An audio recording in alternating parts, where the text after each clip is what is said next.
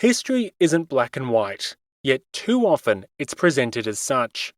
Grey History, The French Revolution is a history podcast dedicated to exploring the ambiguities and nuances of the past. The current season is focused on the French Revolution, and despite being some 60 episodes in, we're only just starting the infamous Reign of Terror.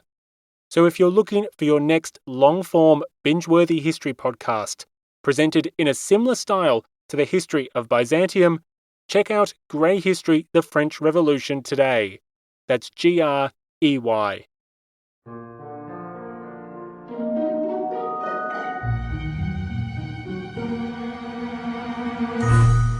Hello everyone, and welcome to the History of Byzantium, episode 274, The 10 Worst Emperors, with Anthony Kaldellis. Back by popular demand, Professor Kaldellis is here to give us his 10 worst emperors. Can you believe the generosity of this man to come back and indulge us in more subjective frivolity? We will also talk about the nature of bad emperors and why there was no Byzantine Caligula. So there is very serious analysis behind the fun. Just in case you're randomly sampling this podcast for the first time, Professor Kaldellis works at the Department of Classics at the University of Chicago. He's written several books on vital topics for understanding Byzantine history and has a forthcoming complete history of Byzantium coming out later this year, which we will be talking to him about nearer the time. We covered the 10 best emperors in episode 265 of this podcast. One note for those with sensitive ears, there is one word of profanity in this interview, but you'll get a moment's warning before it comes. Apart from that, it's all good, clean stuff. I'll be back at the end to do some housekeeping, but for now, here's the interview. Professor Anthony Kaldellis, welcome back again to the History of Byzantium podcast. Thank you for having me here, Robin. So we're going to be trash talking some emperors today, right? Yes, exactly. Professor Kaldellis is incredibly generous to us here on the podcast by agreeing to come back and have another frivolous exercise of fun. And he, again, is the man best placed to do this because he has just completed a new history of Byzantium, and we will be talking to him again on more serious topics in a few months' time. So I'm going to ask you to do, again, what we did with the 10 best emperors, which is you define your criteria and then take us from 10 to 1. So over to you. We'll do that. Now, before we do that, I should say that talking about bad emperors is somewhat different than talking about good ones. And I don't mean that just the difference between good and bad. I mean that in terms of how historians approach the past, it is much easier to make the case that someone actually was a good emperor, this is a rehabilitation, than the reverse. That's just the climate of scholarship today, right?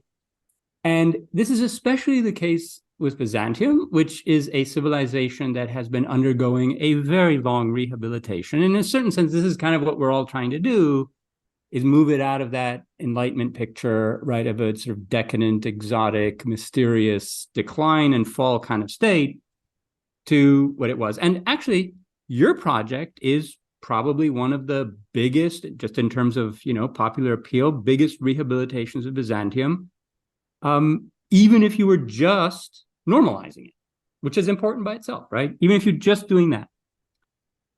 So I kind of wanted to ask you first, like how you feel about the kind of embeddedness of rehabilitation in our project, while also talking about, periods of decline, dysfunctions and bad emperors, because those come up.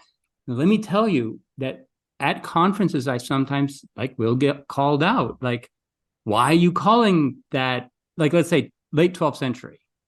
Why are you calling that a period of decline? We shouldn't be using that word because it's been used against our field and et cetera, et cetera. And I mean, I understand the concern, but okay, come on. So anyway, so I kind of wonder, is there a kind of perpetual rehabilitation machine that will in the end make everything look good? Or is like, under what circumstances are we allowed to talk about things as being bad? As I kind of wonder if you have a kind of rule of thumb about this. A really interesting question, and I don't often think about what I do in terms of the wider field or whatever. I mean, I definitely see my role as more like entertainment than academia, because I'm not usually coming up with insights of my own. I'm reporting on the work of academics, and it's interesting because obviously in a lot of your work you will respond to what the previous generation or even the generation before that of academics have established that sort of bled out into the wider world as common knowledge. And I sort of react against what you find on YouTube videos or Wikipedia summaries that has bled into the culture. So I am to some extent doing a little bit of that where you're trying to explain things. But yeah, I suppose in general it's impossible to escape, isn't it? That there is a kind of John Julius Norwich version of Byzantine history that a lot of listeners do know that is received wisdom, and I do end up pushing back against that. And my own sense is always kind of battling between things that could have made a difference and things that couldn't have made a difference. You know, if an emperor executes the previous regime and then carries on ruling more or less as they did before, I will tend to say that reputation for cruelty is a reaction from the time, from the people who took over after him. It's not really relevant to how he governed. Whereas I think there are some emperors who genuinely changed the nature of how things were functioning in a way that then has long-term consequences. But yeah, it's I have no problem making moral judgments because I feel what I'm doing is less serious.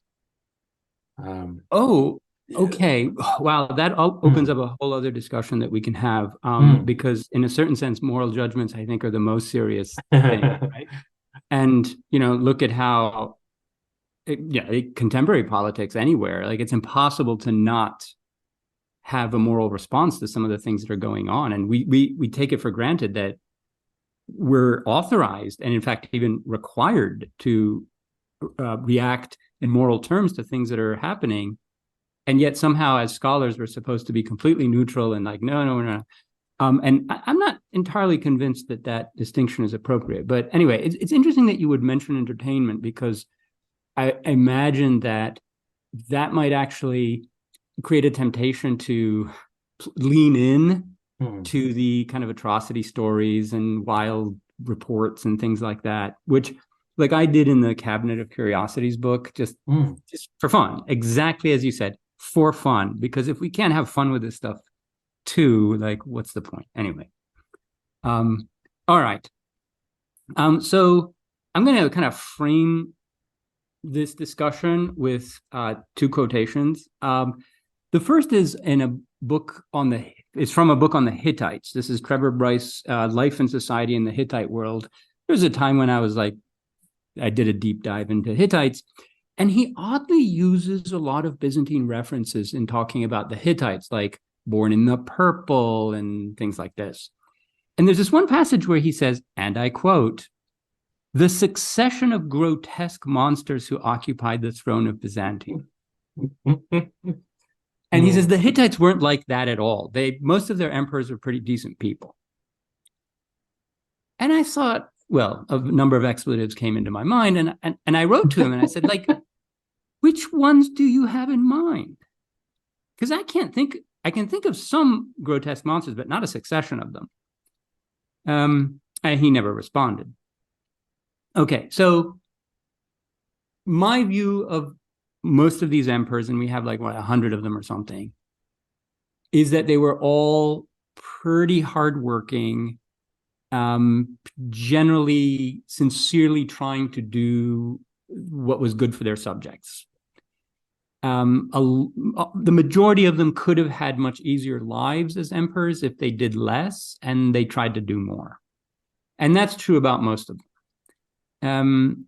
Now, on the other hand, We have, Garrison Keillor's Lake Wobegon, where all of the children are above average. Right. Okay.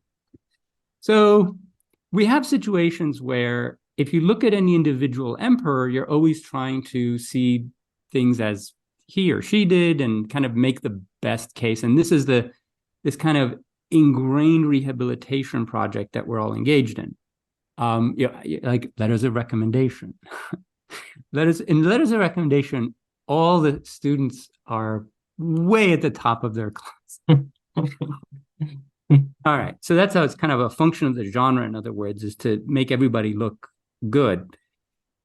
Okay. So obviously reality is somewhere in between. And, no one would agree that like all of their bosses have been fine, upstanding, efficient, managers that no, that all presidents in the US have been good. No.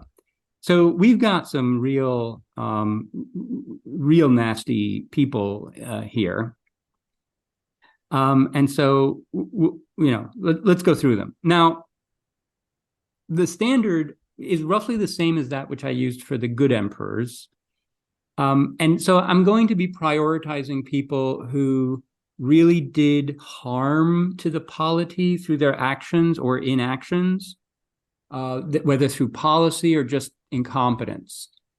So I'm not terribly concerned about people who might have been dumb, and there were some, or just cruel if it didn't really affect things too much.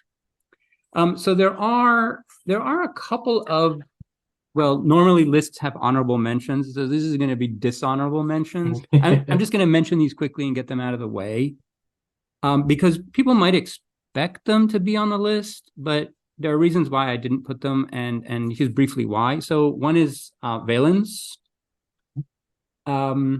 This is the emperor who in the 4th century lost the Battle of Adrianople. Tip of the hat to Noah Lenski, who wrote an excellent book on Valens and rehabilitated him. I was very persuaded by it. The Battle of Adrianople, while completely disastrous, is like this one moment where he made a bad decision that a lot of people could have made that decision. He was generally not a admirable person in any way. He had no extraordinary qualities, but he did his job pretty conscientiously. And even as a military leader, he was okay until that point. So that's just one bad decision that I wouldn't want to put him on a list because of that, despite the chaos that it created. A couple of others are pretty much the same. That is with each other. And these are Irene, right? The first one who restored the icons, and Justinian II. And they're similar in the following ways. They both seem to have been unusually cruel individuals. Irene famously blinded, her son, leading to his death eventually, and had all kinds of other people like whipped and executed, including women, which is like incredibly cruel. Justinian, lots of stories about him doing that. And they both kind of failed in a lot of their major policies. Like they had major policies, especially territorially, and they didn't work out. Irene's in particular were a bunch of failures. Now, having said that, and for these reasons, both of them were deposed, actually 3 times between the two of them, right? But I don't think that they caused any real lasting damage. And that's not the only criterion here. I think they both had, good organizational qualities, and they had plans that looked good. They just didn't work out because battles were lost, like things like that. And, battles, there's a kind of roll of the dice situation there. So I think that had some of the outcomes there been better, they would have been remembered, much, much better than they were. So I was reluctant to put them on there. Can I jump in at that point? Yes, because I've made a short list, so I'm just ticking them off. And what I like about that is I think you're making a judgment on Valens there that battle is a chancy affair, as sort of comes up in Byzantine history, and so Yeah. perhaps there is a difference between him and other emperors who face similar disasters. That we're saying ultimately it was a bad decision, but it wasn't. He didn't foolhardily march into a 10-1 No, against him situation. Similarly with no, no. Irene, I was thinking of her when I said because I think of the podcast as less serious. I said killing your own child is inexcusable. That there isn't to me, there isn't a political rationale for that, because we don't get the sense that her son was going to destroy Constantinople or something where she had to act against him. So, but again, as you said, that doesn't really make a huge difference to the rest of her reign or the governing of the empire. So yeah, and Justinian II saying, I mean, if Justinian II had invited the Bulgars to sack the city to get Right. him back on the throne, then we would be saying, well, that's an action of selfishness that damages the state. So anyway, I just Yeah. thought those were interesting examples. Right. And, we don't know what Constantine VI was really like. Maybe he No. deserved it. But also, you can see in the church councils that they organized, this is both Justinian II and Irene, that they actually had what today politicians would call a vision. And it's not insignificant. I mean, I think it reveals, leadership capacity that they need to be recognized for. So anyway, so there we are. All right. So shall we dive into it then? Yes, who is number 10? All right. So number 10 is Michael V. This guy, So okay. let's remind people. So Yes. this is the post Basil II period where Zoe is marrying one person after another, and this is the nephew of Michael This is the IV. nephew of Michael IV, Yeah. whom Zoe adopts Yeah. in order for there to be a succession. Now, Zoe had married Michael IV, who comes from this nobody family in Paphlagonia. Because he was very good looking, which I guess counts. We're going to come across some other very good looking people. All right. And Michael IV actually turned out to be pretty competent, and so was the rest of his family, except for this guy. And this guy, again, we shouldn't spend too much time on because he also didn't do too much harm. He was so incompetent that he got himself, as it were, voted out of office within months, because he basically did every self-destructive thing you can imagine to undermine your own regime. He owed his position entirely to his uncles, Michael IV and all of his brothers, whom he then immediately proceeded to castrate, and to Zoe, whom he immediately proceeded to expel from the palace, angering the people of the city, who rose up and did away with him. They blinded him. So this is just a self-destructive idiot, and I can see no redeeming qualities in him. Like, it doesn't seem that he had a plan to do anything. It wouldn't have had enough time to implement it if he did. One can say that he kind of destabilized the political scene, by doing what he did, by getting the people to rise up. He kind of unleashed a force that then came back to trouble, Constantinopolitan politics for some time. And, I'm not one who will, deny that the people of Constantinople should play a role here, but getting them worked up about something like this, like you just resentment against Zoe, you want to exile her from the palace, like what's that about? She's a perfectly harmless person, Zoe. Anyway, so this guy makes it onto the list just for being an incompetent idiot, and good that they got rid of him quickly. And he was one of the examples in the Byzantine Republic of sort of how the political system actually works. That yeah. He's clearly taking the position that, well, I'm emperor, you must do what I say. And if you alienate all the other constituents in the polity, you find out quickly that you can't do that. So exactly. Yeah, you have to keep as many people friendly to you as possible. And what with the family's lack of any kind of pedigree or history and politics, that he had no natural allies. Anyway, All right. Should we move on to number 9? Yes. This is one that possibly you and your audience will not expect. This is Justin the First. Okay, interesting. All right. So, uncle of Justinian. And the person who gave us Justinian, and that's not why he's on the list. All right. Why is so? This is he ruled from 518 to 529. He was old at that time, had a military career. Procopius says he was illiterate. Don't care about any of that. Procopius also says that Justin was just kind of there. And that he says specifically, he did neither any good nor any harm to the polity of the Romans. I think Procopius is wrong here. And part of the reason he's wrong is because he's not talking about ecclesiastical history. And I think that Justin was a disaster of an emperor specifically because he exacerbated the ecclesiastical schism, between those who accepted the Council of Chalcedon and those who didn't, and did so in a brutal way. So to give a sense of the context here, his predecessor, Anastasius, who your audience will recall was kind of at the top of our list, toward the top of our list of the best emperors, had managed to keep the peace somewhat in the church between the supporters and the opponents of the Council of Chalcedon. Though the balance was beginning to tip toward the anti-Chalcedonians toward the end, because at that time they really were more dynamic. And Justin comes along and he's a hardcore Chalcedonian. And not just that, for some reason, possibly because his family was Latin speaking from the Western Balkans, he wanted to placate Rome.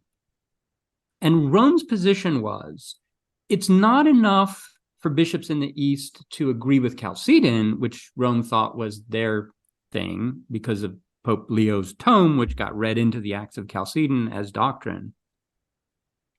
Not only do you have to agree with Chalcedon, but you have to have agreed with Rome all along about which bishops to not recognize in the East. So if Constantinople recognizes Chalcedon, but has diplomatic meetings or relations with bishops of Alexandria and Antioch who don't like Chalcedon, and Rome says they are bad, you also have to say they're bad and break off relations with them. So Rome is taking this maximalist stance on following its line, and Justin does exactly that. And he unleashes a persecution in the East, which targets not only people who don't accept Chalcedon, but everyone who doesn't sign a document that was written in Rome about their subordination to the Roman position, and remove from their local churches diptychs, like the commemorations, any bishops who had been seen as deviant from this regard. And this just created chaos. It was so bad, whole communities were uprooted, monasteries were closed, there's torture. There's all kinds of gross stuff going on, like having lepers roll around in these people's beds, this kind of thing. And it drives this wedge into the church. This fragile balance that Anastasius had created was destroyed, and no one was able to put it back together again. Justinian tried. He tried afterwards. He tried persecution. He tried dialogue. He tried flattery. He tried bribery. He tried everything. It failed.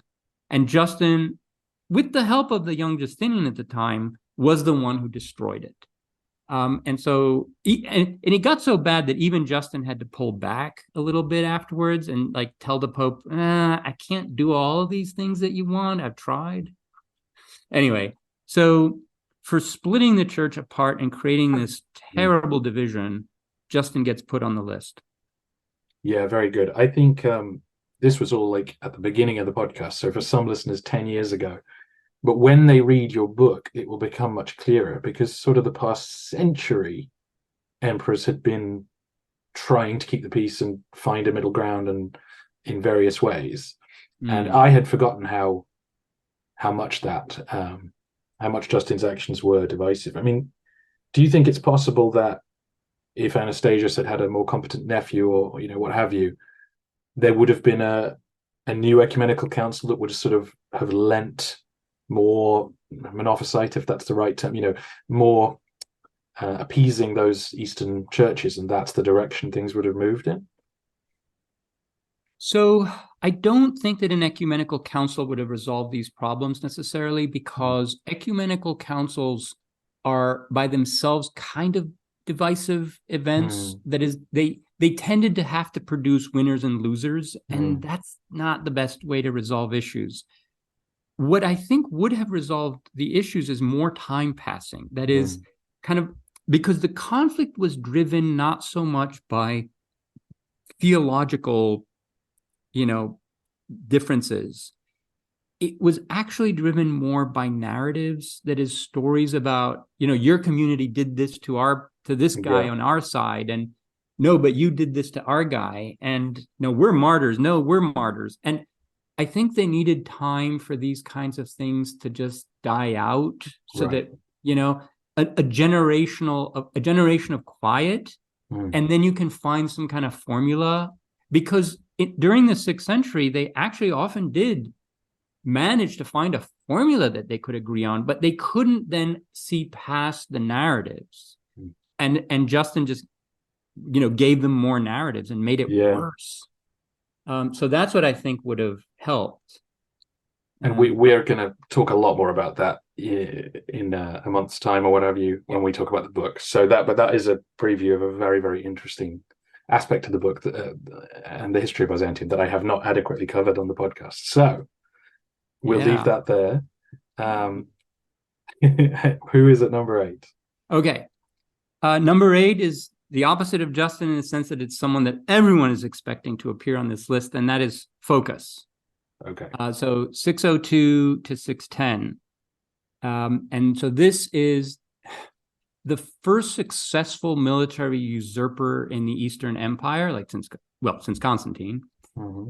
And he overthrew Mauricios, or Maurice, and it created real problems, especially with Persia. So this is the overthrow of Maurice gave the Persian Shah the kind of pretext to invade and start conquering the eastern provinces. Phocas is also sort of, his memory is tarnished in the sources that was written later, as kind of a bloodthirsty tyrant. And much of his reign, he was bogged down in the civil war with Heraclius, which is a very destructive civil war that in particular destroyed Egypt, one of the few places of the empire that had not yet been ravaged by war. So his reign was pretty bad. Now, here's why he's so low on the list. And tip of the hat here to David Olster, who wrote a book, not rehabilitating Phocas, but putting a lot of this into perspective. So the negative tradition about Phocas is clearly a piece of propaganda by Heraclius and his successors. And sometimes you can just catch them in the act. Like they're taking one event, splitting it up into pieces and distributing them across years so that it looks like Phocas is executing people left and right, whereas it was just one big conspiracy against him, a real conspiracy, and he put it down in the usual bloodthirsty way of suspicious, paranoid, emperors. Okay, he wasn't alone in that. Phocas also can't reasonably be blamed for how Khusro II responded to that was such a weird response anyway. And it had to do with the systemic insecurities of the Persian regime. Khusro himself was in a very, very weak situation, and he used the Roman war to, consolidate his command of the armies and the aristocracy. I don't think any Roman could have seen that, especially not like a centurion or whatever he was on the Danube.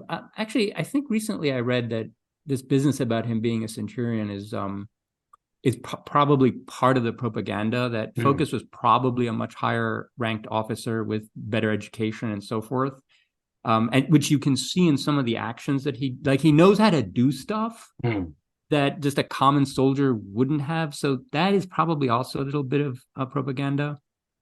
Anyway, however, he does not seem to have been a very good emperor or a good politician. He did lose ground to the Persians. His regime was disruptive enough that it instigated or induced this revolt by the Heraclii, and that was a very destructive war. His lieutenants were very, destructive themselves in how they try to put it down. So overall, this is a bad emperor who did some real damage. I think, even if he can't necessarily be blamed for it all. So there you have it. Yeah. Even in my very basic knowledge of the subject, when I got to Focus, I understood that if you're someone who has no contacts at the capital, let's say, you are going to execute everyone in a conspiracy, because if you're Zemeckis taking over from Focus and you know everyone and you know who's the threat and who isn't, you can say, I'm going to be kind and let someone go because I know what they're capable of. If you don't know anyone, you're going to say, kill everybody because I don't know who I can trust and who's going to try this again. And so, yeah. You're exactly, that is an excellent comparison. Yeah. And Zemeckis can afford to be diplomatic and conciliatory because he knows how the whole system works. He knows all these people and they know him. Yeah. But outsiders are much more insecure. Anyway. Absolutely. So that's Focus. Who's number 7? Number 7. This is Constantine X Zukas. Yes. Okay. Now, I will admit that I have possibly put him higher on the list than I might otherwise have, because I have paid a lot of attention to this period. And I think he's kind of like this mystery black box, his reign, that gets us from, the Roman Empire in the 11th century kind of holding its own against all of these various threats that are coming at it, Normans, Seljuks, Pechenegs, kind of having a handle on it, to just falling apart. Can I remind the listeners where we are? Yes. Just for those who've forgotten. So after Constantine Monomachos, who is Zoe's last choice for the throne, and as you say, the problems are now appearing, Pecheneg War, Seljuk incursions, and so on. Isaac Komnenos, is that right? Takes over. Have I got the name? I forget which Komnenos takes over. Well, first it's Theodora, Zoe's sister, yes, for a while. Absolutely. Then it's Isaac Komnenos, Isaac the First Komnenos, That's right. for a couple of years. He was a military emperor. Mm-hmm. He marches around. That the armies seem to be doing their job. And in those years, 1057 to 1059, you don't really get people like freaking out. Yeah. And then you have, he is kind of weirdly persuaded to retire somehow. It's a weird story. Anyway, we don't need to get it. And he, or someone, around or behind him, Psellos wants us to think that it was Psellos, handpicks Constantine X or Constantine Ducas to succeed him. And the transition is peaceful. Now, this Constantine claims at one point, this is in a Georgian saint's life, that he had a military background. But I could find no record of his military career anywhere. I don't know what he did or thought he did, but he certainly didn't have a distinguished military career because none of it appears. And the major fault of this guy is that he prioritized his political survival in Constantinople over the armies at a time when he really needed to be spending money on the armies. Instead, their sources are pretty consistent that he cut back on military spending. And so there was a loss of a lot of elite units, and other units weren't equipped, properly, and so forth, in order to use that money to make everyone around him in the capital happy by, paying their salaries fully, because there had been some cutbacks, because there were some budget deficits. So there had been some austerity under Isaac I. And he reverses that and starts paying everybody out, because he freaked out at this major conspiracy against him in the first few years of his reign, which actually involved a very funny plot. Someone was going to cause a commotion at a shrine when the emperor was scheduled to go and, pay his respects to a saint somewhere near Constantinople and go on the imperial barge. And they were going to cause a commotion. They're like, oh, there's a plot, there's an ambush. And the emperor would rush down to the docks and get onto a boat that the conspirators had arranged would then just dump him in the sea. But he got on the wrong boat. And he said, okay, take me to the palace. And meanwhile, the boat with the conspirators came up and said, no, come onto our boat. And he's like, no, I'm not going to get onto your boat. Anyway. and then, the whole thing unraveled. And there's this big conspiracy. And he didn't want to punish people, by executing them, because he wanted to be a kind of mild and merciful emperor. Because he was, he was pious and all of that. But he freaked out and he thought, oh, wait, these people really don't like me, or I'm weak or I'm vulnerable. So I'm just going to pay them to be happy. And he did, and they were. But meanwhile, things collapsed. So this is when the Seljuks take Ani, which was an Armenian possession in the east. And as far as I can tell, he did not even send a response army.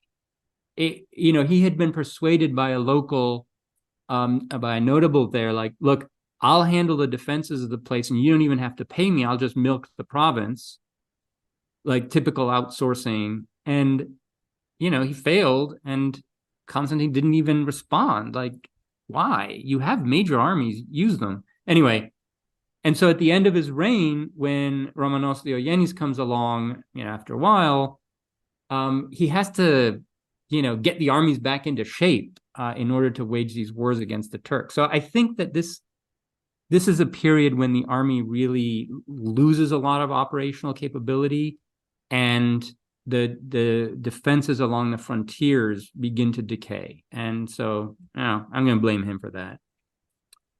And sort of narratively, it seems odd because Isaac is presented as representing the military in sort of saying, we're tired of inadequate civilian rule. Exactly. And you would think he would nominate someone who was equally vigorous or competent.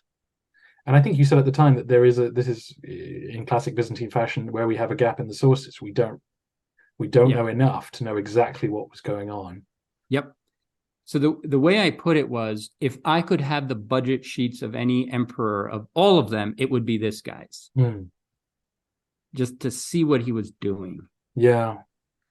And so we just don't know what the armies of the East were thinking about early Seljuk raids. Yeah. Like, we know a lot of their responses, but were they thinking, well, this is the new paradigm.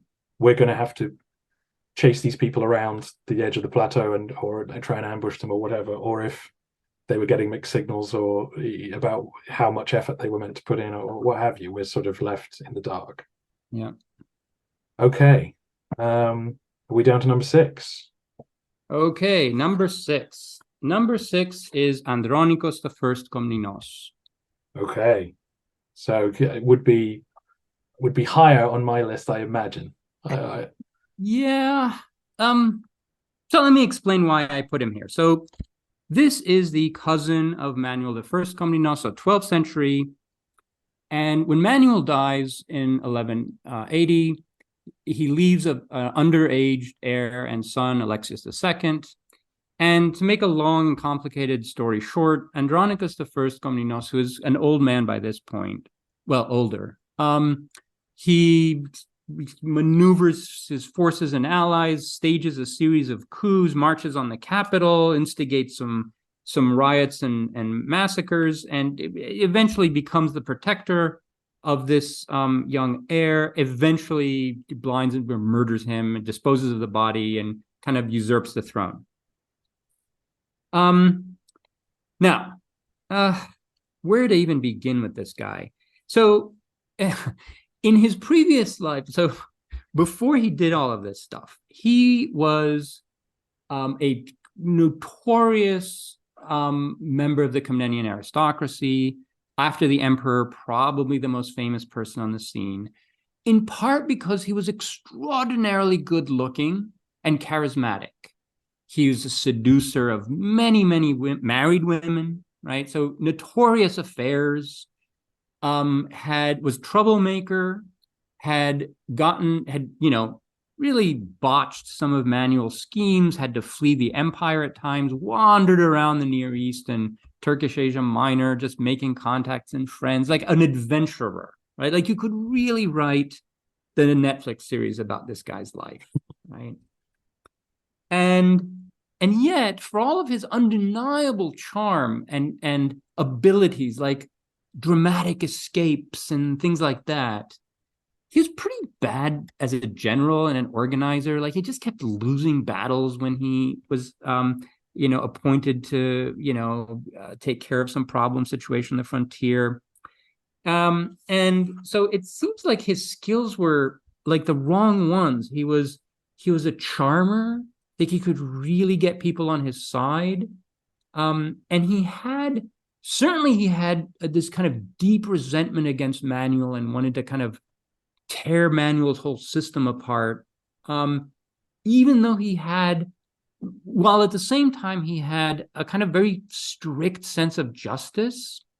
And so he wanted the imperial bureaucracy to work efficiently and fairly. Okay, so let's get to what exactly he did.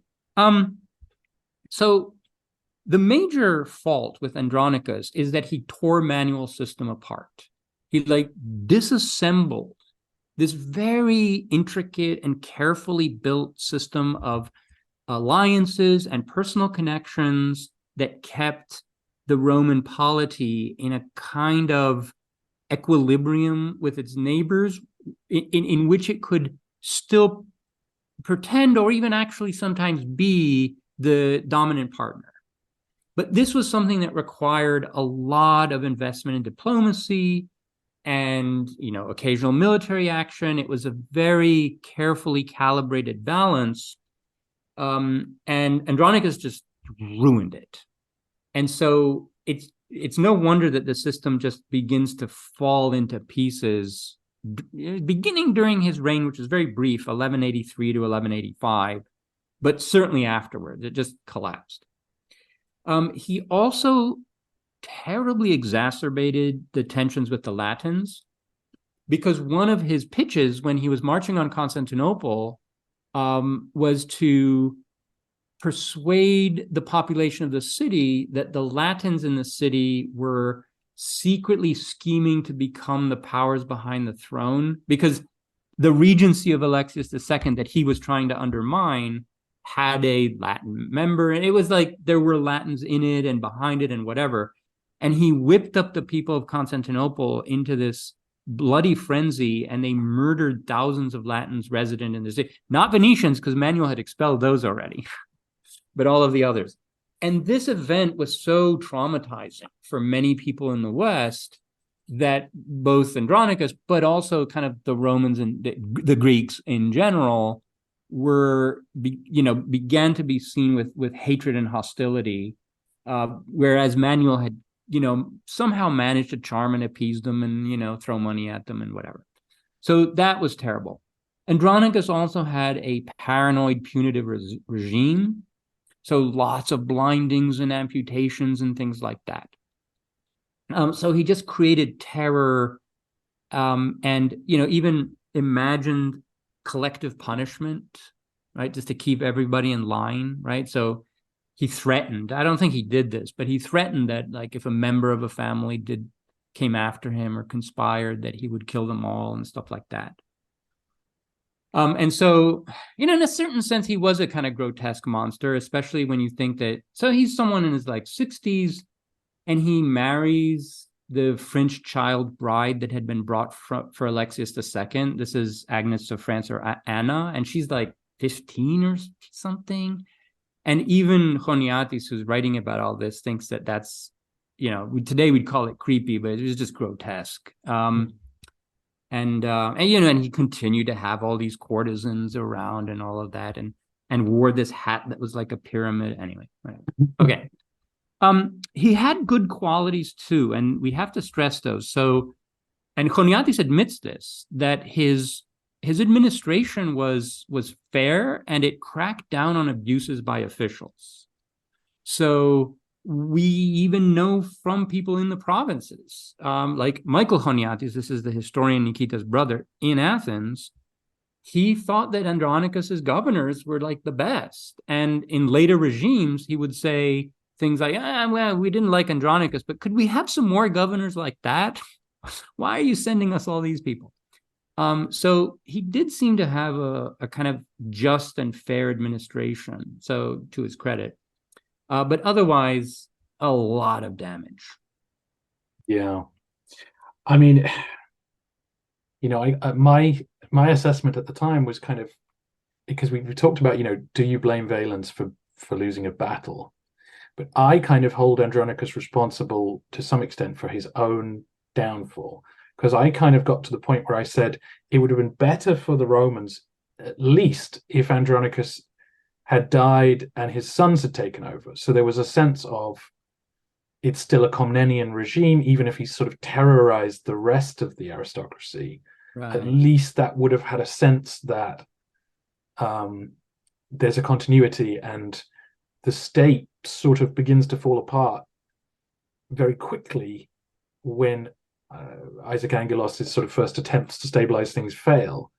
And so people, ask, well, what's going on with the state and everything? Why is everything falling apart? And my feeling was, as you were saying, he's unpicked what Manuel's done, and then he gets himself and his own family blown up. So now Exactly. nobody has any legitimacy or any sense of authority. Exactly. And so, it's where do we say an emperor is bad when they get overthrown? Do we blame Maurice for Phocas's rise? That's one of those factors in weighing up someone's reign. And I very much felt Andronicus, had he been more efficient in his terror, would have survived, and that would have at least given some benefit to the state, if assuming his sons were a bit more sane. I don't think he needed to be so murderous or paranoid. He was very popular at the beginning of his reign, and you're exactly right. His son, especially his son Manuel, was also a very popular and, by all appearances, very effective and decent guy who stood up to his father often and counseled and said, no, let's not do that. It's a terrible idea. Let's not do that. But again, the system kind of self-corrects. When emperors start to do this, they get overthrown, and his overthrow was the most bloody and brutal in all of all of Roman history. I mean, he was literally torn apart bit by bit by the populace over the course of days, and he was just hanging somewhere, and they'd cut bits off of him. Anyway, it was terrible. Yeah, and Choniates says, even though I don't miss him, I didn't like the thought that people can do this to an emperor. That it's not a good sight for the state that people think this is okay to do. Anyway. Yeah. Who is... Sorry, yes. No, I'm thinking maybe I should have put him higher on the list. It's difficult, isn't it? Because it's that thing of, if the Fourth Crusade sails to Egypt and doesn't come to Constantinople, we wouldn't necessarily connect the bad part of him with the serious consequences. So anyway. That's right. So who is number 5? Number 5 is Andronicus II, Palaeologus. Right. So this, you won't get any pushback from me, because I have not covered this yet. I see. Yes, no, because you've reached Fourth Crusade and after. So this is one of the longest reigning emperors, 1282 to 1328. Right? That is almost 50 years. And had co-reigned with his father earlier. This is Michael VIII Palaiologos, the one who took back Constantinople from the Latins. So Andronicus is not a bad person, not at all. He was very, very patient. He had to put up with a lot of, religious zealots, and he was very patient with them.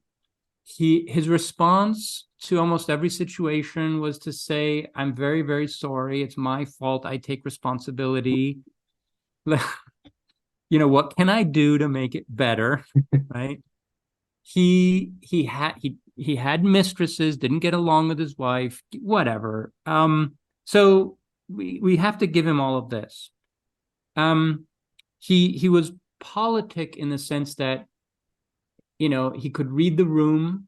He knew which way the wind was blowing. So, for example, he immediately terminated his father's persecution of the anti-unionists. So Michael VIII had kind of enforced union with Rome, church union, on his people with some pretty violent persecution in order to stave off more attacks from the West. It was kind of this deal with the papacy, you enforce union, there's papal supremacy on Constantinople, and we will hold, I don't know, Charles of Anjou or whatever, right? We'll keep his leash tight. And that whole agreement had fallen apart. Charles was kind of out of the picture, and Andronicus immediately disavowed all of that union, which he had signed as his father's co-emperor. And so that made him acceptable to all of his subjects in the way that Michael wasn't. Okay, so what's the problem with Andronicus? Well, in a sense, he was responsible for losing Asia Minor. I mean, not to put too fine a point on it, but it was his fault.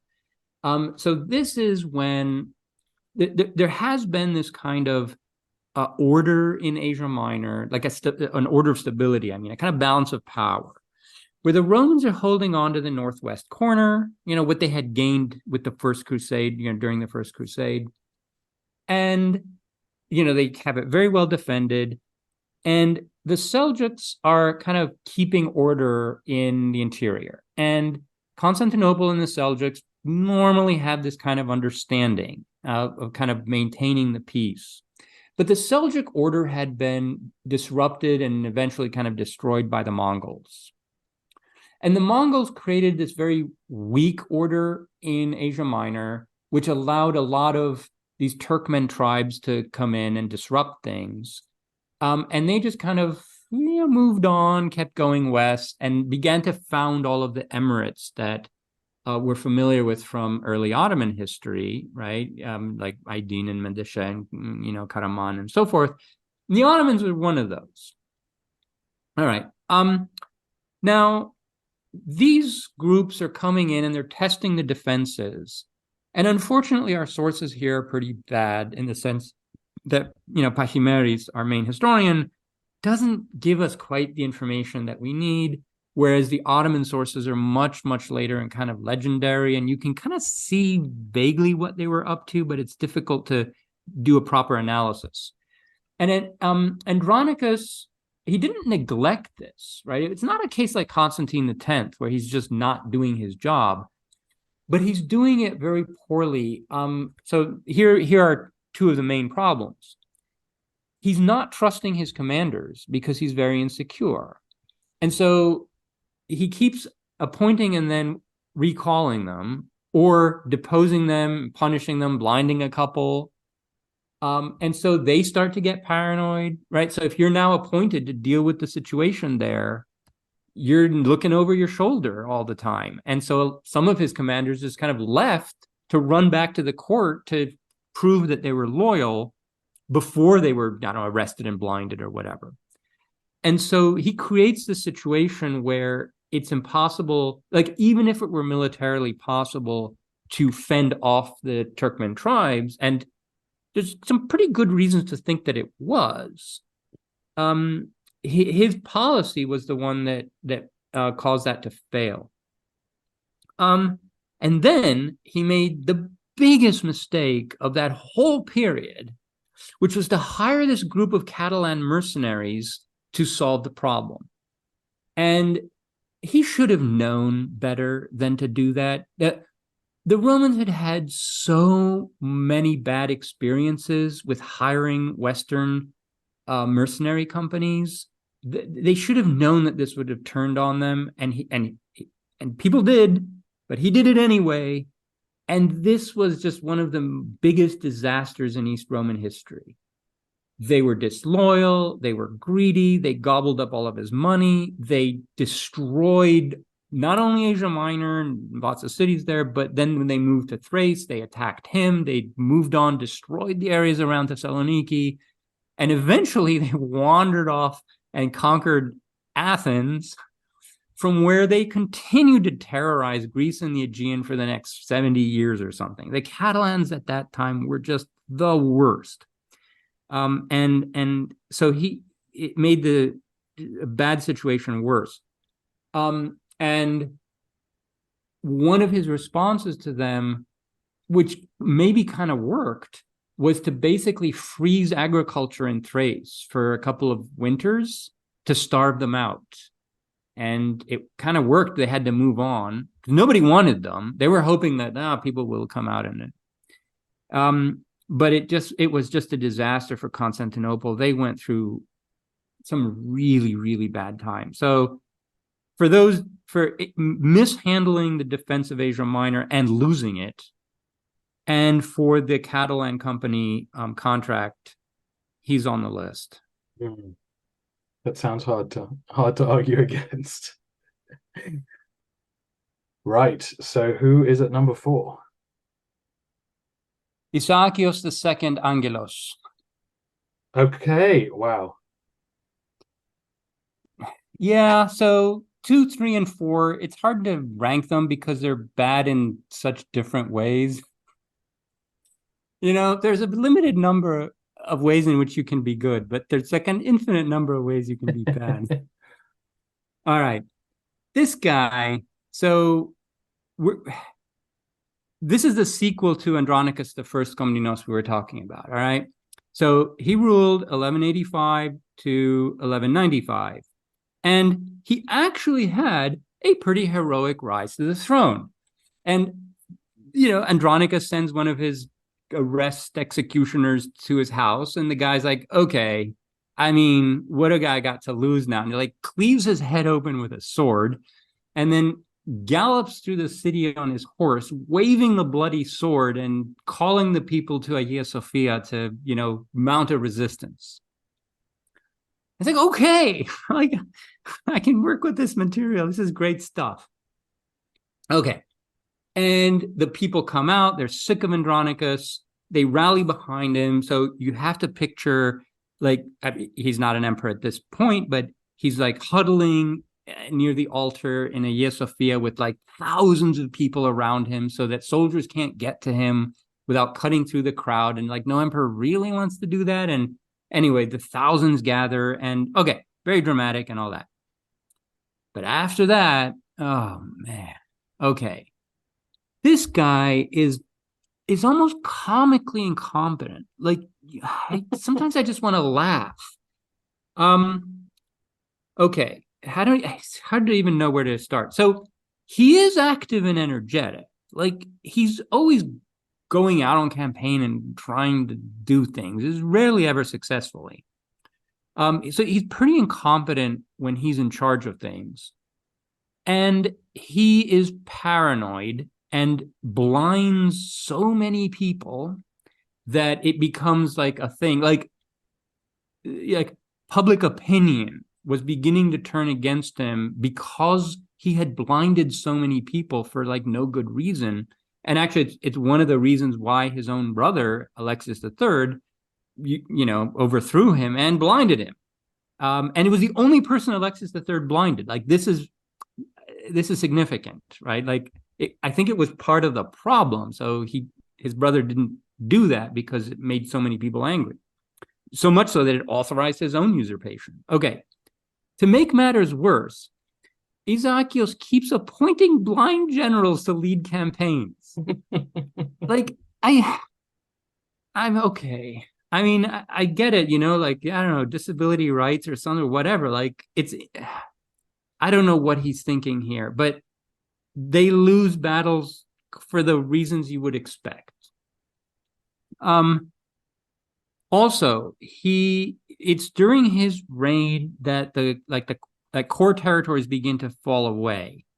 Core territories, at any rate, Bulgaria.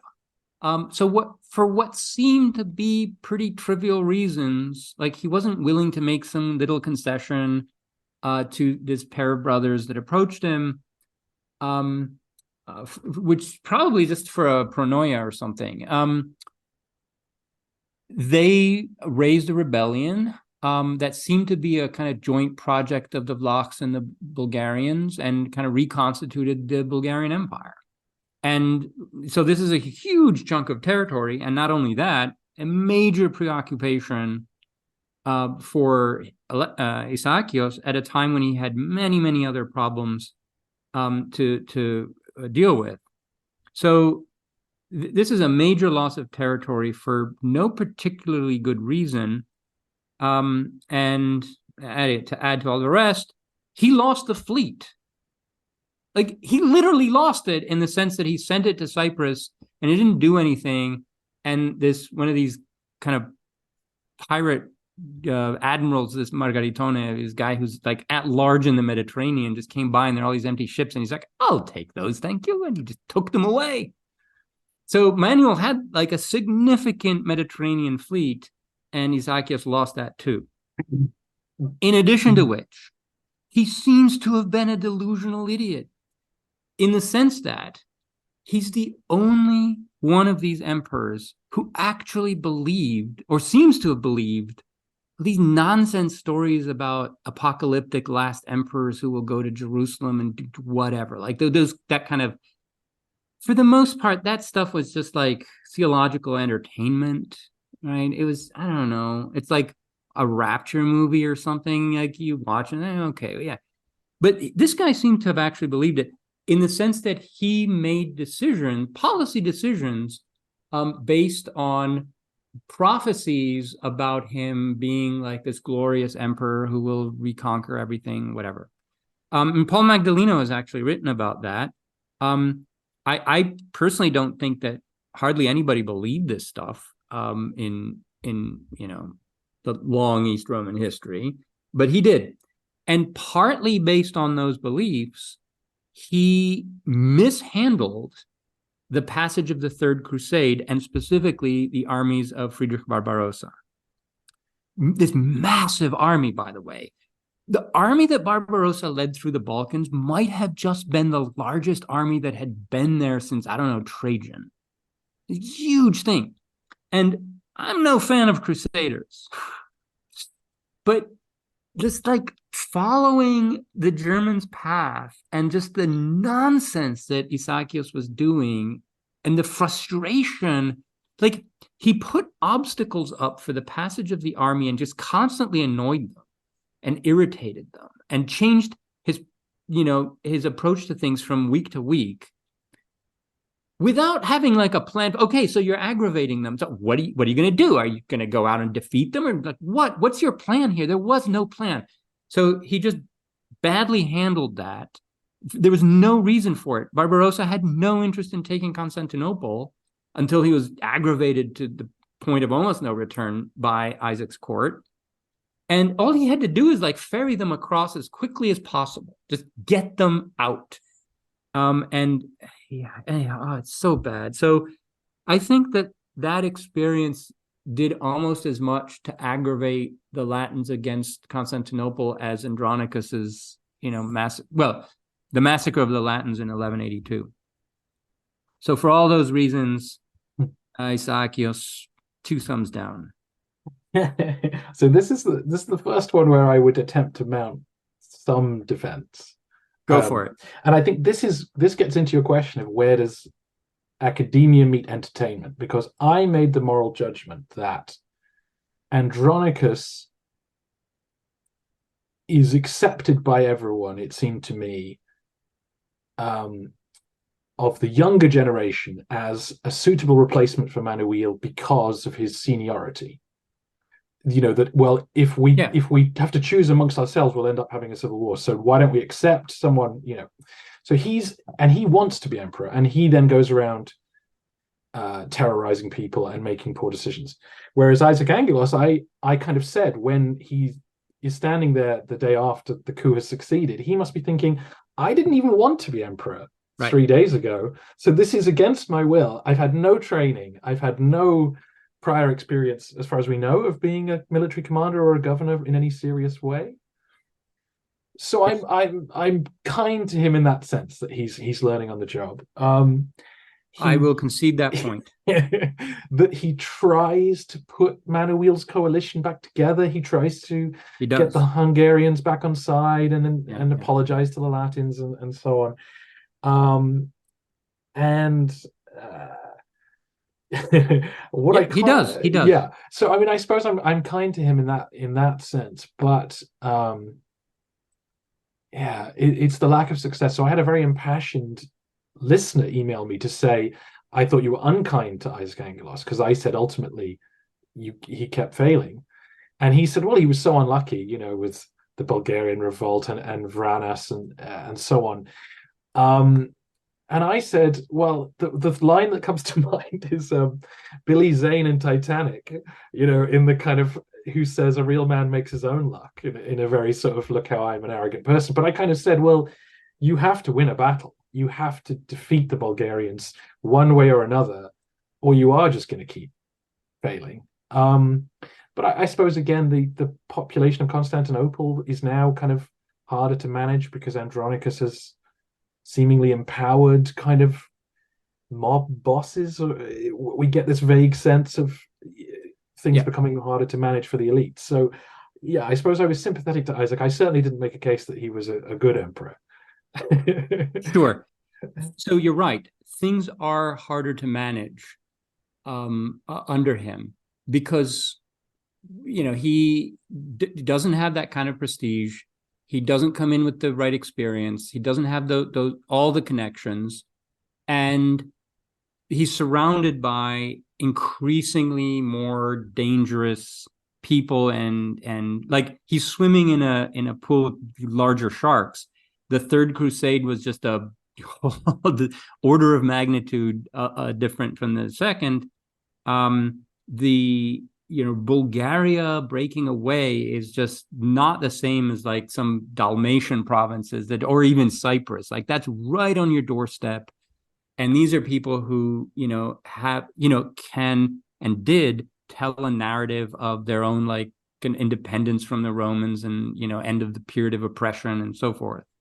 And he's a weaker player in the aristocracy. He didn't even want to be emperor. It's not like he came to power through some coalition of generals or courtiers who would back him once that happened. So you're exactly right. He has a lot of disadvantages going in.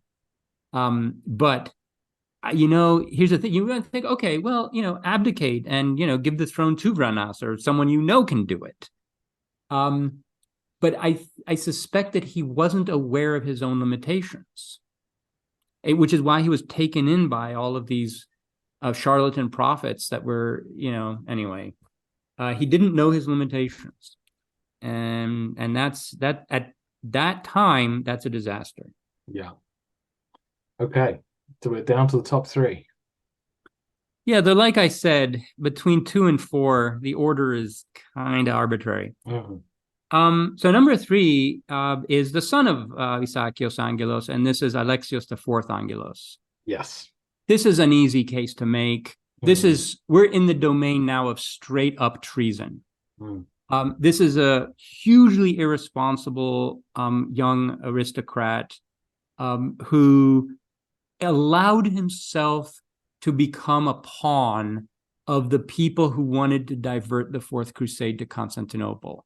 And he willingly allowed that to happen. Not only that, he helped to make it happen by giving them all these promises that he knew he couldn't fulfill, but that would get him on the throne. And once there, whatever, we'll figure it out. So this is the first person on our list who's an actual traitor in the sense of inviting armed aggression against your own people in order to personally benefit from it without having a plan or the ability to handle that situation, which is in fact exactly what we see when he gets put on the throne by the Crusaders in 1203 and is completely unable to either fulfill his promises to them or manage his own people perhaps, for example, in leading a resistance to them or doing anything. And so in terms of the negative consequences, in terms of inflicting sheer negative consequences on his own people, this one is the worst. Like, of all of them, he's the worst. The only reason I didn't put him at number one is because I'm not entirely sure that he was in control of what he was doing. I think he was a pawn of the clique, marshals of Champagne and people like that, who were following in a long tradition, Norman tradition, etc., of just using puppet Romans to disguise what they were actually up to. So this is just a pretext. Do we have a Roman we can put on the throne? Yeah, okay, well, get this guy. So there had been others like him before who were treated as historical footnotes. This is one of those footnotes that jumped into the main text. Yeah, no, I can't argue with you. It's disastrous, and it seemed like if he hadn't been overthrown, he might have invited Latins in to start garrisoning the city in order to protect himself. So the city might have been sacked peacefully. Eventually, the Latins would have just occupied Vlachernae and then slowly been invited further into the city, started taking stuff themselves. I mean, it could have turned into some kind of horrific street fighting incident anyway. So there was no good end to that. Nobody wanted him as emperor. No one wanted his blind father to come back and be emperor. Nobody wanted any of this.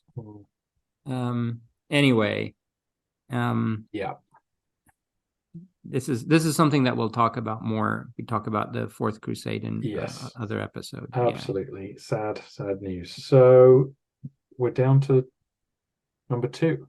All right. This is a tricky case. This is Michael VII Ducas, the son of Constantine X Ducas. Okay. Now, I should say that we have excluded minors from this list. Obviously, we're not going to put children on this list. But the thing is that Michael VII was an adult during his reign, except that for all intents and purposes, he wasn't. He was just treated as a child by everyone. And I think this is one of these guys who probably didn't even want to be emperor.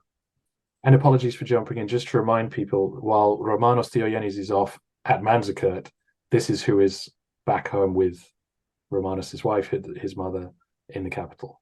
Yes. So he is the son of Constantine X Ducas. He had been kind of not destined for the throne, but designated by his father for the throne eventually. He's a complete non-entity. There's very little that one can even say about him because he was just basically being handled by people at his court. So when we're talking about him, we're really talking about those people. So this is the Ducas faction, especially his uncle Ioannis Ducas, who's very the Caesar, a very powerful guy at the court. The only thing we really know about Michael VII is that Psellos had taught him how to write poems, and none of which survive. So we can't even judge him on that. Okay, so this regime took a number of disastrous decisions that they knew would be bad for the sort of polity as a whole, but were necessary to secure their own ascendancy in the political system. And specifically, this is one of the worst decisions ever made in the whole of East Roman history, which is a decision to wage a war against Romanos Diogenes, a civil war right after the defeat at Manzikert, right? Because the defeat at Manzikert was not itself like a military catastrophe in the sense of losing armies and soldiers that sort of cripples you militarily. It was not. Nor were the terms of it that bad. As far as we can understand them, Arpaslan gave very generous terms. Like, I think he wanted, like, give me Vaspura Khan, one of these Armenian principalities in the east, pay me some money. Maybe there was a marriage alliance or something like that. And it looked like, okay, maybe it was survivable. But he was then forced to fight this civil war against the Dukas faction, and that just tore everything apart. Not only did it tear apart the agreement, like which might have preserved some kind of stability in Roman control over Asia Minor, but it diverted all of the forces available at the time into a civil war, and not to fight against the Turkmen that started pouring in when apparently there were no longer any defenses. The Romans weren't keeping any agreement with the Sultan and whatever. So this was just a disaster. And it was that civil war in the aftermath of Manzikert that cost the Romans Asia Minor. All of it. As your audience knows, Alexius Komnenos in the First Crusade, they managed to win back a good part of the Western lands afterwards, but it was during the 1070s, that Asia Minor is lost. And as it's being lost, the regime continues to play this dirty politics. In the following sense, and this is something I'm not entirely sure about, but it's not as if the Romans didn't have any armies. They apparently had pretty serious armies, but in the Balkans. Now, there was a strategic reason to keep them in the Balkans, even while you're losing Asia Minor. Specifically, you don't know when the Normans are going to invade. They were pretty sure that Robert Guiscard was going to invade, so you need to have some defense forces there. There had just been another sort of Bulgarian wannabe uprising, and so they had to put that down, and did. So there were reasons to not, strip the Balkans of armies in order to send them off and reclaim or pacify Asia Minor in the aftermath of the Civil War. But they didn't use any of those armies, right? And my suspicion is that the Dukas family did not want any of the sort of Vrienios, Vasilakis, Tarhaniotis types. So these Balkan-based, generals, some of them were pretty badasses. They didn't want them either coming through Constantinople or to give them the, opportunity to save Asia Minor and then rebel against the regime. So they were using these scrap forces, just cobbling together these weird little armies and sending them off one after another into Asia Minor, all of which were defeated. And then they make, the same ultimate disastrous decision we talked about in the case of Andronicus II, which is to hire mercenaries to do it, in this case, Normans. They knew, they must have known what that would have done. So the Normans immediately set about starting, creating their own little state there too. Another disaster. So this regime ended the history of Roman Asia Minor, which went back to over 1,000 years, right? And for that, they get put up here in second place. Yeah, I suppose the only pushback is that it's a regime rather than an individual. Mm-hmm. We assume Michael is not making all these decisions himself. That's right. In fact, there was a moment when, during the reign of Romanos Diogenes, when Michael's mother wants to proclaim Romanos emperor, and the Dukas family is like balking at that. And the Varangian guards were like, well, they were caught in a bind here. Like, what do we do? Our job is to protect the emperor. The emperor is Michael VII, like nominally. And Michael comes out and says, no, it's okay, guys. It's okay. He can be emperor. Like, I'm like, I don't want to deal with this stuff. You do it. So it's possible that this guy's like, complete non. He's happy writing his poems of Pselos. He also got to marry a very, very beautiful Georgian princess, Maria. She's called of Alania. She's not from Alania. She's Georgian. Like a famous beauty of the time. And even when he was deposed after so many civil wars, nobody cared enough about him to even blind him or even confine him in a monastery. They just made him a bishop. And Attaliati says, yeah, he was kind of fit to be a bishop. They're like, nobody cared about him. So we're not blaming this guy. He's just in the wrong place. Yeah, I don't think he could have even have done anything about this. Yeah. But so yeah, that regime, terrible. Yeah. No. Well, that's pretty unarguable. Which brings us to number one. All right. I'm looking at my list of potential candidates. Okay. No. All right. Who have we got? I'm not sure this guy's on your list. Ah.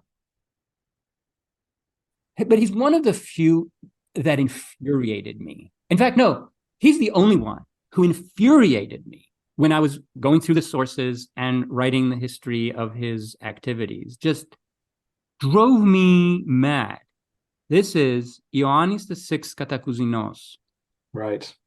John the Sixth Catacouzinus. All right. So he's a 14th century guy, 1347 to 1354. All right.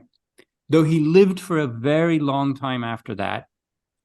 He lived, I think, into the 1390s. He was like in his late 80s and as a monk with the name of Ioasaph, but he was always like in politics after he abdicated. He abdicated in 1354 because his reign is a disaster. Now, by the mid 14th century, yeah, okay, so there's much less left, but we're judging these guys in the framework that they were operating in, right?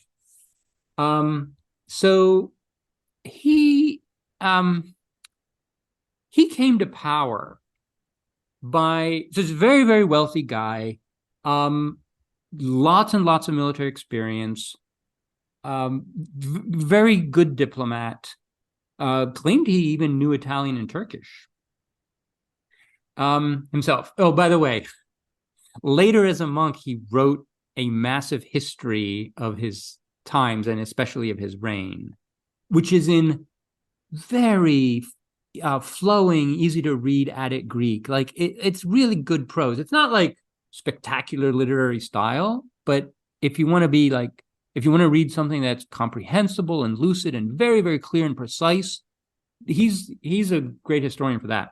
Okay. And so you're not only having to contend with himself as emperor, but also with himself as historian. Okay. So he did the worst thing. So we're also in the area of treason here. He came to power through a civil war that basically he instigated. There was a regency that he was part of to handle the state while the heir to the throne was a minor. This is Ioannis V, Palaiologos. And Ioannis V, had a regency which consisted of his mother, the patriarch, and Katakouzinos. And it's not exactly clear how it got started, but he basically went to war against the other members of the regency in order to, and this is the thing, he kept claiming that he's doing this for the heir, not for himself. All right. And nobody wanted it. Like this is a key thing to remember. It's not like there was some, swelling of support for Katakouzinos. He had some aristocratic support. He had some soldiers, but at this one time, he was just down to 500 men. And he makes a deal with Serbia to help him. This Stefan Dusan. So Serbia's a rising power at this time. And he knew exactly what the Serbians were going to do because Dusan told him, which was to take basically half the empire. And in exchange for support to gain the throne in Constantinople, he said, okay. And that's exactly what happened. What happened? Exactly what Dusan told him would happen. He took all of Macedonia and Greece. All right, so these are predictable losses to Serbia that are caused by this guy's ambition. Okay, if that isn't bad enough, He's the guy who introduces Turks into the Balkans to use as mercenaries, right? And he introduces them in fairly large numbers in order to fight his civil wars. Because, like I said, there wasn't that much support for him among Romans. So he had to keep hiring foreign help. And the Turks had plenty to give. But the thing is that the Turkish soldiers weren't just content to, be hired for a season and then go back. Often they just stayed. No, this looks good. Or they went out on raids of their own, like freelancing on the side, right? And to make matters worse, like I'll just give you a sense of how symbolically perverse this was. There was money being collected at this time to repair Hagia Sophia, which had been damaged, and the dome had been damaged in an earthquake. And like all of these Christian people were sending money, and in particular, there's some money that came from Rus or Russia, Muscovy, and so forth. And it was believed that, and I believe this, that Katakuzinos was using this money to pay for his Turkish mercenaries instead of repairing Hagia Sophia. So basically, he's fighting a war to establish himself in Constantinople while turning the rest of the empire over to Serbs and Turks to fight it out. And from that point on, like for the last century, East Roman history is just Turks fighting it out with like Serbs, Bulgarians, whatever, with crusaders who show up, whatever. Okay. To make matters worse, even when he gains the capital, he's still indecisive about establishing his own dynasty and displacing the Paleologi. He keeps claiming that he's doing all of this for the Paleologi, all of whom are opposed to him, right? And it's like he's wishy-washy about this all the way to the end. And in the end, he decides to, okay, I'm going to make my son emperor, and I'm going to break with the Paleologi somewhat, which just results in more civil wars. Okay, it's a disaster. He creates this precedent that perpetuates civil wars. I really like this. Can I use profanity on the podcast? Yeah, sure. This motherfucker drove me insane because I'm also reading his history at the same time, and it's so distorted.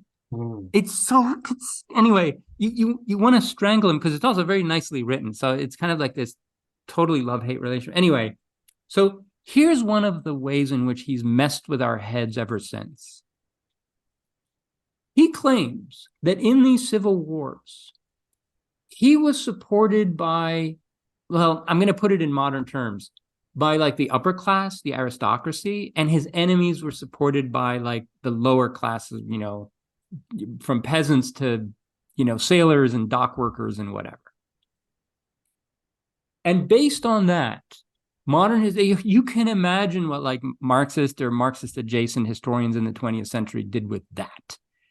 They created this whole narrative of class conflict. Like, here, we got it. We found it. Finally, we found explicit class conflict that we can now point to and make this a Marxist story. And it's totally not that. Basically, all he's saying is that his supporters were the better type and his enemies were supported by the worse type. First of all, it's not true. We can fact check this like all the way down, and it's just totally not true. He was supported by a small circle of aristocrats, yes, but the vast majority of the upper classes supported the Paleologi regime, as did the vast majority of Romans in every social class. It's just like nobody liked him, but he turned this into this whole narrative, which created. Are you familiar with the Zealots of Thessaloniki? It's a story I've heard. Yeah. Yeah. It's largely fiction. It's not true at all. Yes, there was this. It was like a political party in Thessaloniki that were called the Zealots. They had no platform of socioeconomic grievances or change. They were led by the usual types. They had no control over the people of Thessaloniki. Like, it's just, anyway, but he's turned it into this, like, the, savage, unwashed masses were coming for my guys who were, like, proper gentlemen, and he's like this conceited asshole. Anyway, so fortunately, that whole story has kind of been dismantled too. So we know that this is him just being having a class bias. And so this is a guy who's, the connections here are very, very clear. In fact, even in his own work, his own ambition led to foreign gains. Serbia, he introduces the Turks, the Turkish inroads in the Balkans, and their growing presence after that, largely due to him. All right. Is an interesting personality. Like he's not a monster in the sort of conventional, like the kind of Andronicus the First or even Justinian the Second kind of way. Like not that. He's in fact kind of weak and indecisive when it comes to taking charge of things all the time. But when it comes to selling out, his own country for his own gain, anyway, frustration. So that's my number one. Very good. And there's a very consistent through line, I'd say, in your choices in terms of the damage done to the state, the damage done in terms of losses of territory or just loss of position, which is a very consistent with your book, really, I would say, in terms of the office of emperor. You aren't the king. It's not your territory to deal with as you desire. It is the common ownership of everyone. So when you act selfishly, you are being a bad emperor. Right. This isn't about their individual virtues necessarily, or whether they play the part. It's a results-oriented position, and their own people, kind of issued their verdict in deposing a lot of these guys or killing them, or writing about them afterwards in very negative terms. So the Roman system does self-correct a little bit after these people, like a Phocas is followed by an Heraclius, right? Whatever. But when you're the wrong guy at the wrong time, and you can cause incredible damage. That's the levers of power make small differences, they amplify them, and so you end up doing a tremendous amount of damage. And this is one of the kind of even systemic weaknesses of the whole system, that in a weak moment a bad person can just blow the whole thing up. Yeah. Fantastic. Very good top 10. Again, no one will have predicted that, and there will be feedback. So can I run through the people I wrote down? Oh, yes. For very brief comment. So I wrote down some people who would never make a top 10 list, but their historical reputation, Arcadius and Theodosius II, not bad emperors, but just disinterested. Would that be fair? I mean, they allowed better men to make decisions for them, maybe. Exactly. Arcadius called a jellyfish by one author of his time. Yes, they were non-entities, but Arcadius cycled through a number of them, but ultimately, so this was Arcadius lived through some rough times. Ultimately, the system settled into a stable equilibrium, and they found the right people who put the Eastern Empire on very, very good foundations for the 5th century, specifically sort of political class types like Prefect Anthemius and so on. So in the end, those two people wisely stepped back and let their betters do the work. Yeah, absolutely. Amusingly, I thought Michael III, there's probably no truth in the story, but the idea that you would elevate a friend of yours to be emperor and then your friend kill you, that I just thought, well, if there's any truth in that, that would be bad. That would be bad emperorship. But I can't explain that soap opera. But Michael III has been successfully rehabilitated, in my view. If you look at the actual record, he's actually a pretty good emperor, or at least he's presiding over an administration that does the right things. But that business was, I can't understand it. Fortunately, his murderer and successor is also a pretty good emperor. So, no harm done if you're watching things from street level. So that was Basil the First. I should have said, obviously, Yes. in theory, killed his friend anyway. So more seriously, maybe these last three, Basiliscus. So this is the start of the podcast. Manages to, I forget, maneuver Zeno out of Palace, kicks him out. He runs to Isauria. He then makes one terrible decision after another, and Zeno comes back. Yes. I mean, I suppose brevity is why he's not making the list. Yes, so this was a few months, and also he received such immediate and dramatic pushback to his decisions that ultimately he had very little impact. He immediately rescinded those orders. Basiliscus did more damage before he was emperor as the admiral sent to take North Africa. Yes. And it's amazing that he managed to show his face in public again after that. Yeah. But yeah, I mean, I just found his historical impact to be too small. I thought about him, but Yeah, I mean, people will have to read the book to remind themselves, but his career is astonishing. You would think this is made up to embarrass someone, isn't it? Because everything he does wrong. Nicephorus the First. So takes over from Irene, seems like actually a very competent and interesting emperor, but manages to get himself ambushed, killed, an army devastated, when he could, in theory, have ended Bulgaria, maybe, or seriously hampered Bulgaria. He could have. Now, it's interesting you should mention him, because that defeat is the reason why I didn't put him on the top 10 list. Okay. But it wouldn't have been enough to, it's not enough for me to put him on the worst 10 because his reorganization of the administration and the finances was so fundamental for the upward trajectories that both the state and the Roman economy took after that.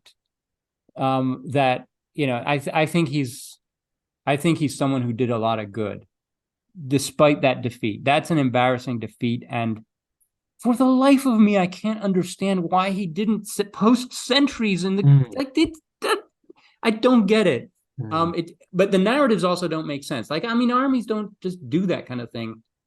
I don't know how that defeat happened, but you know, it is debited to him. So yeah, but otherwise, I think he was a very efficient and even wise administrator. It's one of those where I'm making very subjective judgments, where I might say, well, Valens went into battle with a good army. These things happen. Whereas Nicephorus has to be held responsible for the incompetence of, you know, whatever. But that, as I say, that's so subjective, and that's based on very little real knowledge. Yeah, but you're right. I think what went wrong with Valens wasn't it's stuff that happens in the thick of battle. What went wrong with Nicephorus was something that a general could, I think, have prevented. So the last one is one that I held on to, I suspect erroneously, for a long time. And your book, this was the where you corrected this idea, which is Justin the Second.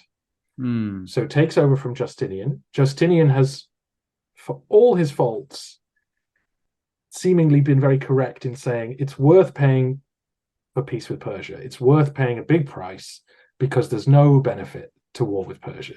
And Justin II restarts the war immediately in a kind of, this is how I'll win legitimacy and military success and so on. And I always looked at that and thought that was completely unnecessary and began, you know, the process by which we get to the rise of Islam and everything else. Now, I would, again, not to jump into discussing your whole book, but I think you make a case that probably that individual decision is much less important than the overall world geostrategic situation that probably would have tipped into another war anyway. Would that be fair? Yeah, and he's not just recklessly starting wars, though you can see it that way in retrospect. He was actually building alliances that were quite far-reaching, and In other words, it was one of those kinds of Justinianic things where you're like, you're taking a short-term risk and incurring damage now in order to build something bigger later that will that has a reasonable chance of positioning you better later on. And I think he was trying to do that. I don't think he was as good as Justinian at doing it, but not all of the parts of his plan, collapsed. I mean, the alliances with the Turks were major.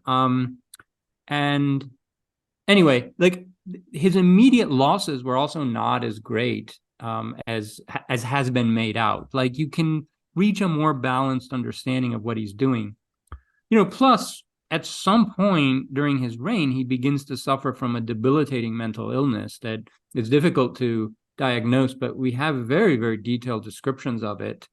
So he had, lucid moments and dark moments, and he would go into and even during those moments, he had the both the wisdom and the perspicacity to realize that he needed to appoint someone to handle things, and he did, someone who was not bad, and he's presented sympathetically in the tradition for this. So he's not a good emperor, but he's not a terrible one either. So for those reasons, I didn't put him on the list. Yeah. And I don't think you would, or I would, but could someone make a case for Justinian being on this list?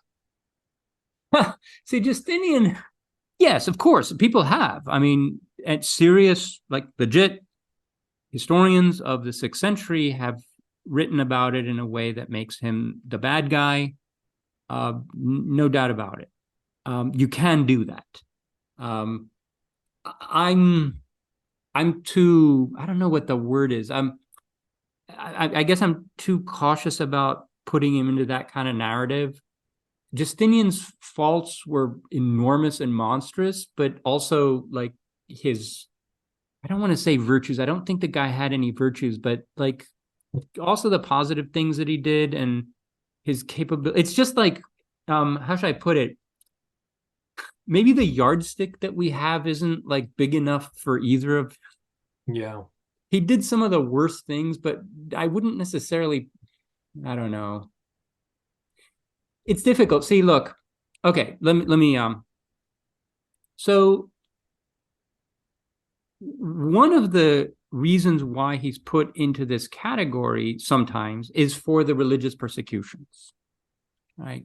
His hostility to like Hellenism or paganism, right? Whatever, his on and off persecution of anti-Chalcedonians and just like every minority and homosexuals and like you name it.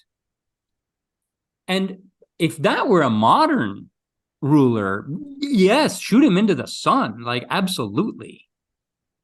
I'm not entirely sure that he was entirely out of step with the values of his society, though, about these things. Like, it's hard call. Like, anyway, I find it this is where like the kind of cultural relativism messes with my mind. Like, whose standards am I using here, right? Anyway, a lot of his legal reforms make sense. Procopius says they were used for corrupt reasons, but yeah. He knew how to find people of talent and delegate real authority to them. This is how he got the corpus done. This is how he built Hagia Sophia. This is how he got North Africa and Italy back, right? Like he had a lot of talented men around him, whom he picked not because of their pedigrees, not because of aristocratic background.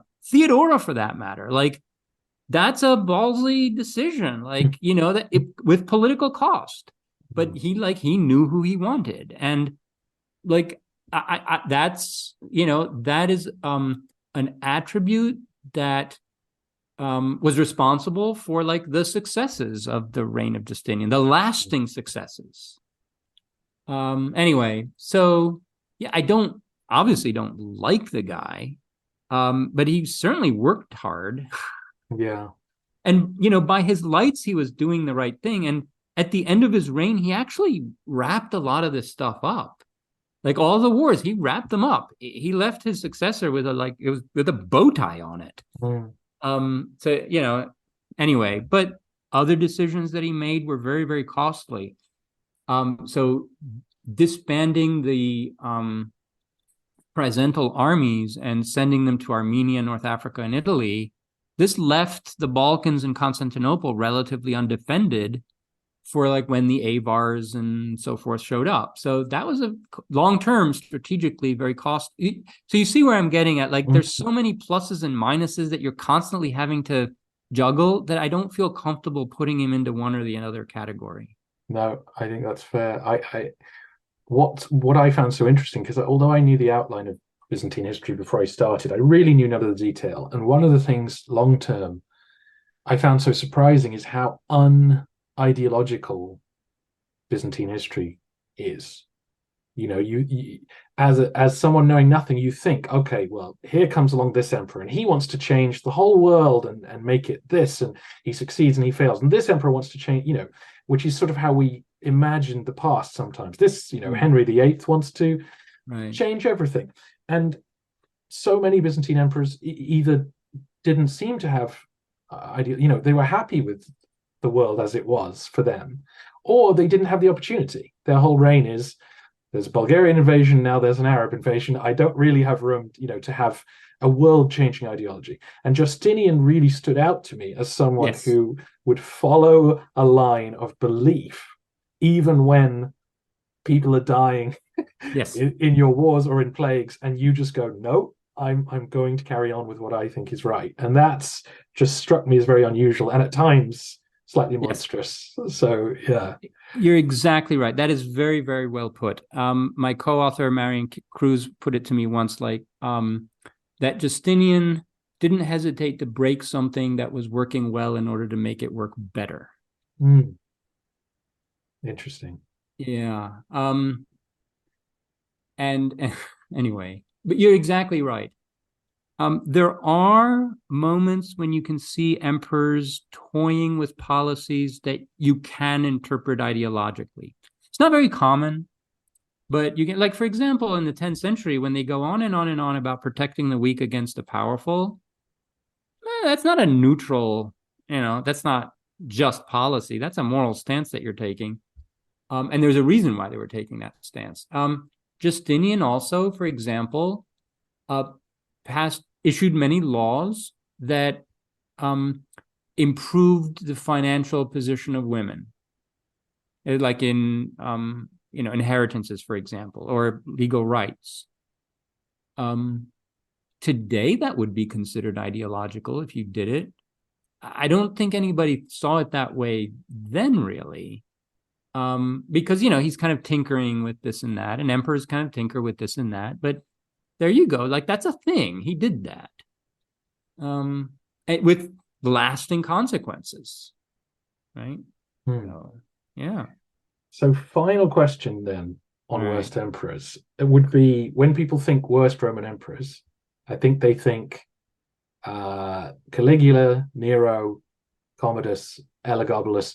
This guy tried to change the state religion. This guy tried to rename the city. This guy tried to make a horse a senator. All these silly stories, but we don't see that in the top 10 you've got. There were people who were excessively cruel or excessively foolish, but we don't see anyone going, we're going to become Muslims tomorrow, or we're going to go back to, we didn't cover Julian. I suppose there's one attempt to change Christianity, but generally speaking, there aren't any mad, monstrous people here. Now, is there something about Byzantium that pushes people like that out, or is that a question of historiography, that those earlier emperors weren't quite as bad as we think? Yeah, well, so what we call the Byzantine period is just a continuation of the earlier Roman period, and they had learned a lot of the lessons by then. So something like a Caligula is unique in any context. like there weren't even many early Roman emperors who were like that. Caligula was kind of basically just trolling the system, for fun, I think. I'm not even sure that Caligula was even thinking about, like, am I secure as an emperor? Like, but you're right. So the emperors in our period generally avoid loud and flashy changes that their subjects will see as disruptive. Even Constantine, who's like the first to come out as a Christian, he does only that, basically. Like, he comes out as like, I kind of like that group, and I'll go talk to their bishops. It's not, but look, there's me as Apollo, so don't worry, right? Even Theodosius, who says, now you all have to be Christians, he basically whispers it. It's like from Thessaloniki. He says, well, okay, so the religion of the Roman people is now going to be, what this bishop and that bishop and that bishop, and okay, that's it. Like, he doesn't stipulate any penalties necessarily for what happens if you don't. Like, and then he just kind of quietly puts people in positions that, but there's no, like, you could have lived through that and not noticed, right? So they definitely go for a more gradualist approach. Certainly for religion, like you mentioned Basiliscus, like look at what happened there, right? And they had learned the lessons of what happens when you're a Caligula or an Elagabalus or a Commodus. Like, that was all in their rearview mirror, so they knew. Yeah, and it made me wonder if you're in Rome and your armies are so far away, you kind of get mad ideas, where in Constantinople, particularly, in later centuries, you're much more aware of your proximity to constituents who can undo you. So you're not going to anger them if you have any sense. I think of when you read about imperial ceremonies, if you take what Constantine Porphyrianos writes, if you have to go through such elaborate rituals and have the patience and the discipline to go through that, if you then say, I'm going to be a mad person and do things differently, you're very quickly going to run into a system that has no room for that, that you're trampling over the way things are done. So yes. Yeah. The ritual system basically guarantees you a middle ground where you can just kind of perform the role and be safe without doing anything radical or disturbing anybody. It's like, just go through those motions and you'll be perceived as okay. I don't think that emperors did that all the time. Right. Yeah. And for example, if you've read the treatises on imperial expeditions, actually, there are arguments that have been made that those are like so burdened down with, like, I don't know, 1,000 camels and boxes full of books and whatever, that it's an attempt by the courtiers who are writing these things to make sure no emperor ever goes on campaign. Right? But there's no way that, like, Basil II is running around Bulgaria with I don't know, 17 silk footstools and no. Yeah. So the ritual system is, one of these options that they have, but you're right. It's a mask that you wear that makes you look kind of, at least median level presentable. And there are some emperors that I think did very little more than that. And you're safe so long as the times are normal. Yeah. Yeah, that's right. But all emperors, even in Rome, had constituencies that they needed to appease. Like, there's always, there's always someone. Yeah, and there are always daggers behind a curtain. Yes, absolutely. Thank you so much for your top 10 worst emperors. That fantastic list. You're very welcome, Robin. And we should thank these emperors for stepping forward and taking the bullet. Okay. Yes, absolutely. Yes, it was a lot of fun to talk about them with you this way, and I think that they need to all be looked at on a case by case basis, and we shouldn't be too afraid of saying, this is a period when things aren't going well, and this is an emperor who's not doing things well, but also as with all science, we should always be open to someone persuading us otherwise. And I'm open to the rehabilitation of all of these people. Very good. Except Katakuzinos. Yeah. Thank All you right, so Robin. much. Thank you. Take care. Thank you again to Professor Kaldellis. I have now read an advanced copy of his new book, which is predictably fantastic, and I will be talking to him at length about it. I will also be including some listener questions, so if you are outraged by his choices of best or worst emperors, you may have the chance to make your case in a few weeks' time. I was interviewed recently by the In Bed by 9 podcast, two dads who interview content creators about their work-life balance and how they generate interest in their side hustle or, in my case, full-time job. So if you want to know more about that side of the show, check out In Bed by 9 with Jeremy and Alex, wherever you get your podcasts. Finally, if you're interested in modern European history, then you have to be on top of the French Revolution. So where better to learn about guillotines and gendarmes than with Grey History, the French Revolution podcast. As that name implies, history is never black and white, and it doesn't get more complicated, compelling, and consequential than the French Revolution. William Clark is taking his time to parse the sources and reach his own conclusions, so check out Grey History, the French Revolution, wherever good podcasts are available, or check out greyhistory.com.